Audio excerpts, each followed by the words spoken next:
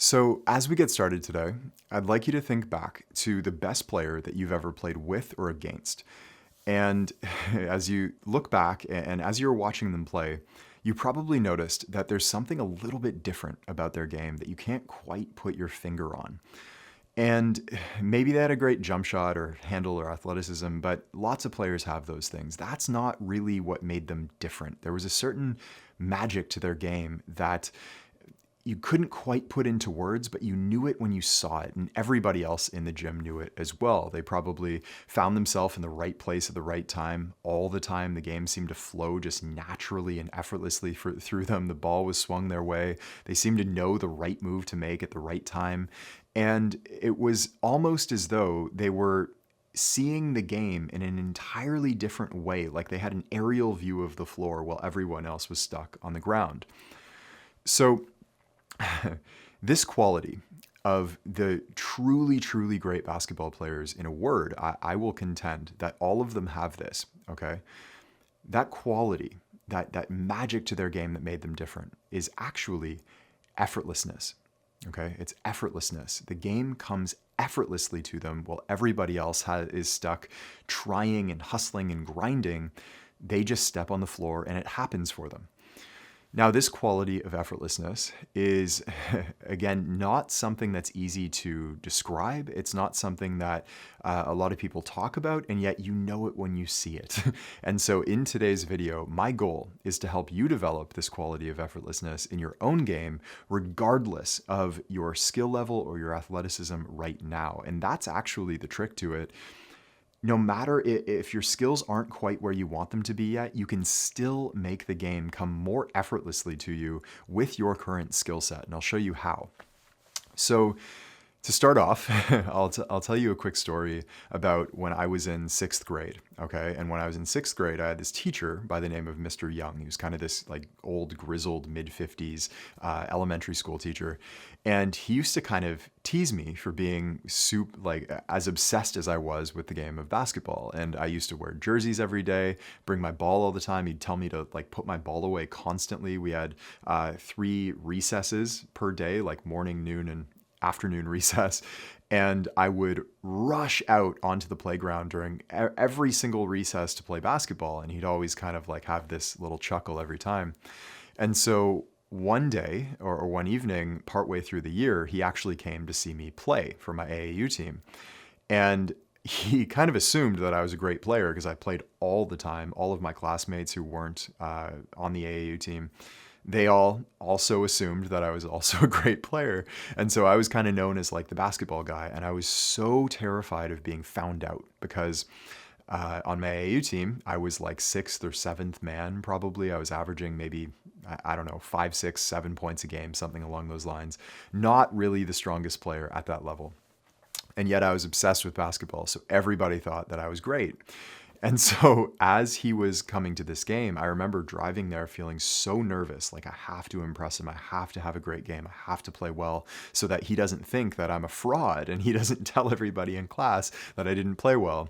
And, you know, he's been teasing me all year, so I better like step up and play. So as the game gets started, I remember like looking at him in the stands being like terrified. Okay, I have to play well. I have to play well. And inevitably, I wanted it so badly that the game started to slip away from me. I missed a couple shots. The ball stopped being swung my way. I made a few like boneheaded mistakes that I wouldn't normally make. And as you know, the first quarter went by, I had no points. Second quarter went by, I had no points. Other players on my team were playing really, really well. And I was kind of just stuck in the shadows. I was like fading into the background, getting less and less playing time, getting less and less touches. And the game, it was almost like when I was on the floor, I was watching it happen around me, but I wasn't really engaged with the game. It was a horrible feeling. And I got like one layup on a cherry pick partway through the third quarter, and I looked up at him and he was like just straight faced, like nothing had even happened. And those were my only points of the game. So I had one of my worst games of the season in front of this teacher who I wanted so badly to impress. And I went home with this knot in my throat and this just crushing embarrassment. Like, man, everybody's going to think I suck now. And I kind of did suck, you know, I was not playing well.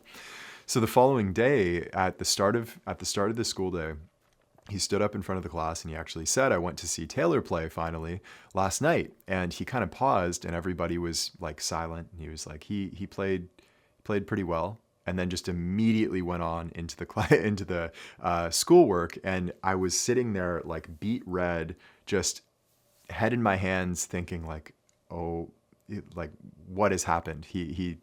I've been found out. And it was one of the most embarrassing moments that I can remember in the early stage of my basketball career. And so what happened there? Because obviously I wanted it. I really, really wanted to play well in that game. I wanted it more than any other game that I'd played that season. And that's when I played one of my worst games of the season. And the reason for that is law number 2 of the deep game, which is the law of reverse effort. So the law of reverse effort states that the harder you try to play well, the more difficult the game becomes. And I'm sure that you've experienced this. We all have, right? Even Kobe Bryant in the 2010 NBA Finals in Game 7 against the Celtics, if you recall, he really did not play well at a time when he really needed to. And he said after the game, he still got Finals MVP, of course, but as they were handing him the trophy, he was saying, like, I just wanted it too badly. I wanted it too badly. And sometimes when you want it so badly, it slips away from you. And ain't that the truth? Like, we know as basketball players, the more we want it and the harder we try to play well are really the moments when the game just slips away from us and it's like chasing a shadow. You can never catch it. If you chase it and chase it, you can never catch it. But if you stay still and relax, it's right there for you. And the game of basketball works in the same way. The harder you try to play well, the more difficult the game becomes. And so the only way to play at your best is actually to stop trying so hard and simply play the game. How?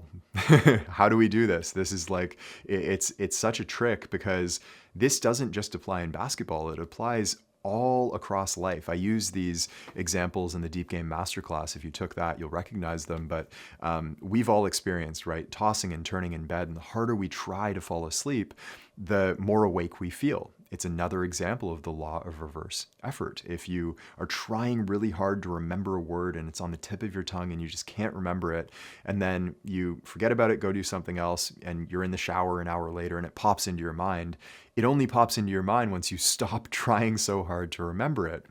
It's like we block ourselves by trying too hard.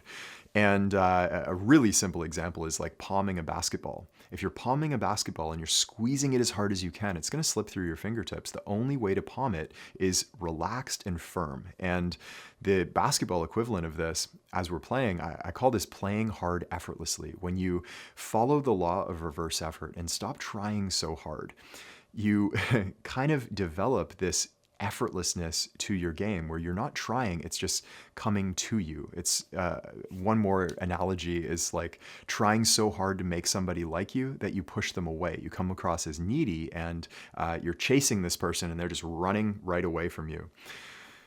When you follow the law of reverse effort, on the flip side, it's sort of like having somebody else chase you. It comes to you. The game comes to you rather than you having to constantly chase it and try so hard to capture it and make it do what you want it to do.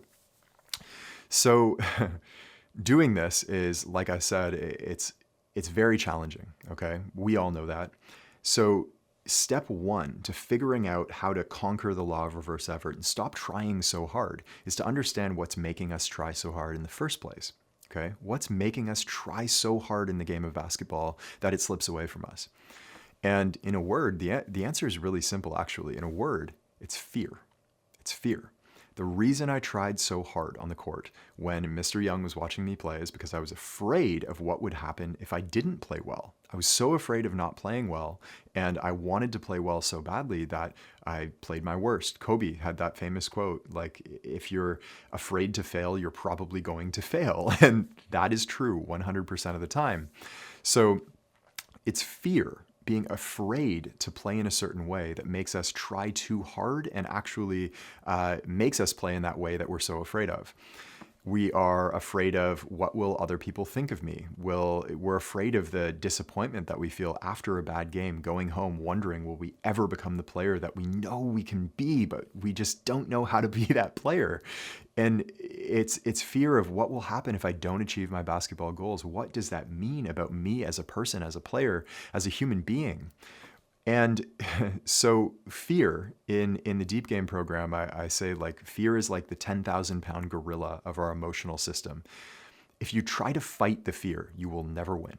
You will never, ever win. When I stepped onto the basketball court, terrified that Mr. Young was going to find me out, that I wasn't going to play well, and he was going to know, and he was going to tell everybody in my class, and everybody was going to make fun of me. When I was so afraid of that, my initial reaction, like many of us, was to just suppress that fear, just press it back down, try not to feel it, try to fight it back. And it's like wrestling a gorilla. You will never win. You will never, never win. So how do we overcome this fear? Well, I'm going to give you, first of all, I'm going to give you a few strategies. The first one is actually one that Kobe himself used. And this is like an old samurai trick, actually, like samurai warriors in the ancient days would use this trick of meditating on their own death, okay?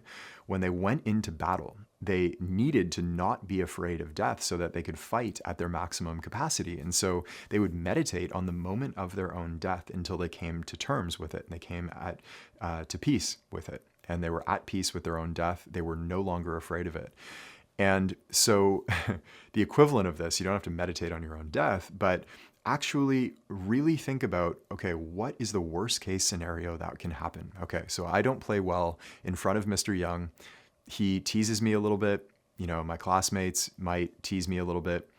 Is that something I can deal with? And really think about that. And the answer in almost all cases is, yeah, you know, that's not so bad. The next day I might be a little bit embarrassed. I might feel a little bit disappointed. But if I come to terms with that ahead of time and think like, okay, I'll survive. My career's not going to end. We're still going to play another game next week. It's not so bad, right? So really come to terms with it ahead of time. Like, is the worst case scenario something that I can handle? In almost all cases, I promise you, you can handle it. You can handle it. You will live to fight another day.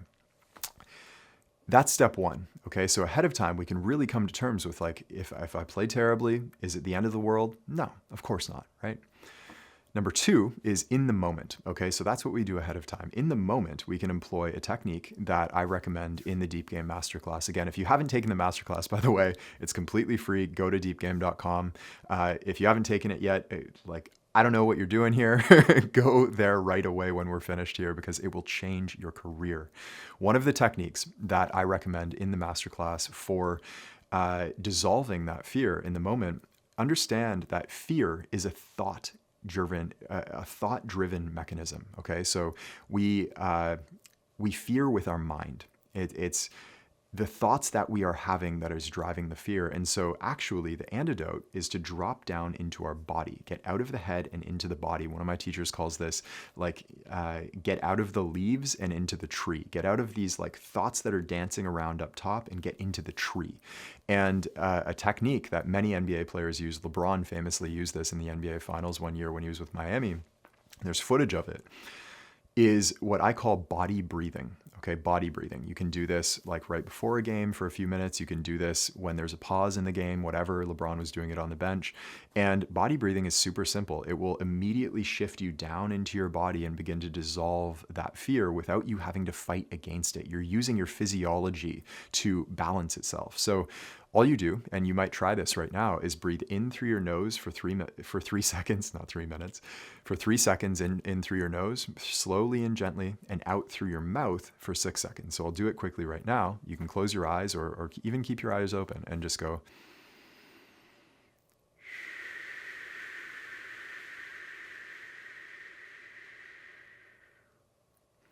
And immediately, I can feel it right now actually, immediately your nervous system will relax. Immediately. It's not something that you're going to have to wait for. In for 3 seconds, out for 6 seconds, and make your breath soft, okay? If you breathe really hard, I go, that's just going to jack up my nervous system even more. So do it in the most relaxed way that you can. And you will find immediately you start to relax and that fear will dissipate and you will stop trying so hard.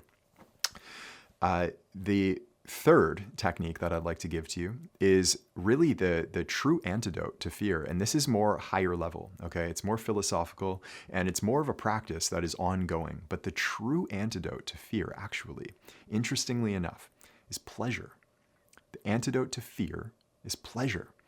So I'll give you the example of, let's say you're at a party or a get-together or whatever, and you are with a group of people who maybe they're acquaintances, but you're a little bit nervous to be around them. You're feeling a little bit of social anxiety, and you are in this party and you really want people to like you. Of course, everybody does. And so you're in this party, like trying to get them to like you. And inevitably we know law of reverse effort, that doesn't work. So the antidote to this little hint of fear that's with you is actually to enjoy yourself at the party. Enjoy yourself. And you'll find that as you start to enjoy yourself, maybe you crack a few jokes, somebody cracks a joke and you laugh, and suddenly you're finding yourself in the enjoyment, the pleasure of the moment. That fear starts to dissipate and you begin to have fun. And as you enjoy yourself more, people start to like you more, you start to like them more, and the party kind of goes on that upward spiral and you all have a great time. Okay, so most of us have probably experienced this phenomenon. Same goes on the basketball court. When you are trying too hard and you're afraid of what will happen if you don't play well, the antidote to that is actually to just enjoy yourself. Your best games are the games when you're enjoying yourself the most. And the reverse is also true. I will contend that enjoyment follows good performance, but good performance also follows enjoyment. And so you can it's like the chicken or the egg, which came first. You can reverse it and say, if I enjoy myself, I'm going to play much better. My performance will increase as I enjoy the game itself more and take more pleasure in it. And so one of the things, going back to that famous Game 7 against the Celtics in 2010, Kobe found a way to get himself into the game. And you'll notice on the stat sheet, like, he didn't shoot the ball well at all. I think he had like 23 points or something like that. I may be wrong on the numbers, something like that. And he had 15 rebounds. 15 rebounds. So not a good game from a scoring perspective, and yet he found his way into the game. Something that he could take that like pleasure in was physically, again, out of the leaves and into the tree, physically grinding for rebounds. And he just grabbed as many as he could, and he got 15 rebounds. 23 and 15 is a pretty solid game, even though like he shot so poorly and so on. He found a way to get himself into the game and take pleasure in a part of the game that was different from the part that he wasn't playing well at. And so maybe that game that Mr. Young came to play, maybe I just got real grimy on defense and I started to sink into the pleasure of like, I'm going to shut this guy down. It's that pleasure. Again, I say this all the time, but it's not a pleasure of like hopping and skipping and jumping and hugging everybody and I love you and so on and so forth. It's more like the pleasure of that last grinding rep in the gym. Find like a physical action on the court, rebounding, defense, things that you can physically get yourself into, and that is going to drive your performance. Get into the pleasure of playing the game through a physical action like that, and it's like this secret trap door that you can sneak through to get yourself back into the game when you feel like you're locked out of it. Get into the physical sensation of locking somebody down, of grabbing rebounds, of physically playing aggressively in that way. It's a really, really powerful trick. But remember, on a higher level, the antidote to that fear is pleasure. So take pleasure in the game, regardless of how well you want to play or how hard you're trying or how poorly the game is going for you. Go back into the pleasure of playing the game, back into the pleasure of playing the game, and your performance will be amplified as you do, okay? So once again, if you want to go deeper on this into the law of reverse effort and also the other 8 laws of the deep game, go to deepgame.com right now and take the masterclass. I promise you it will be like one of the best things you have ever done for your career. It will change the way that you see the game of basketball forever. Okay, so go to deepgame.com right now. And if you've already taken the masterclass, we would love to have you with us in the complete Deep Game program. We do have a discount for all players who have taken the masterclass already. So if that's you, then we have a discount for you on the program that we'd love to have you join us inside and really give you like a legitimate master level training on the part of basketball that is played with the mind, because it can quite honestly change your life. It can quite honestly change your life. So I hope you enjoyed this. I hope it helped you. Remember, the harder you try to play well, the more difficult the game becomes. And that effortlessness comes through pleasure of the game. It comes through pleasure of the game. All right. So once again, I hope that helped you out, and I will see you in the next video.